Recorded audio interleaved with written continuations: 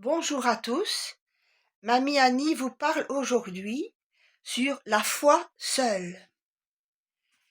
Oui, la foi seule introduit dans les privilèges de cette famille où chacun est inscrit pour l'éternité dans l'état civil du ciel, parce qu'il a cru en Jésus-Christ. Vit avec une relation affective d'enfant ayant un père connu et aimé. A une position inaliénable de fils admis dans le secret des projets du Père, consignés dans la parole de Dieu. A des droits d'héritier, co-héritier de Christ, dans la gloire future du ciel. A une place préparée dans la maison du Père, demeure de paix et d'amour.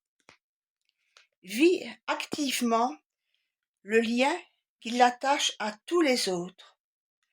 Que vous vous aimiez les uns les autres, comme je vous ai aimé. Jean, chapitre 15, verset 12.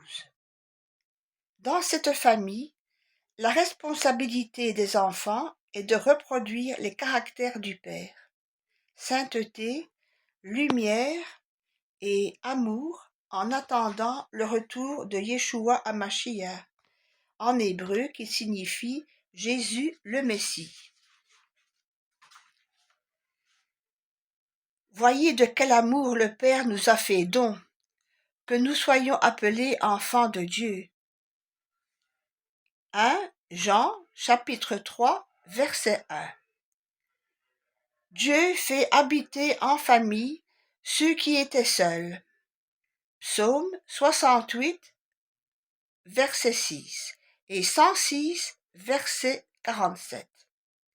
Ne restez pas à regarder ces réalités. Ce sont des richesses à votre portée. Saisissez ce que Dieu a préparé pour ceux qui l'aiment. 1 Corinthiens, chapitre 2, verset 9.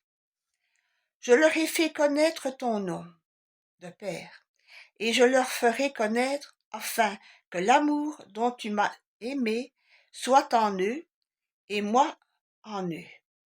Jean, chapitre 17, verset 26. Et voici la pensée du jour. Quelqu'un a dit un jour, celui qui lit les journaux sait ce qui se passe dans le monde.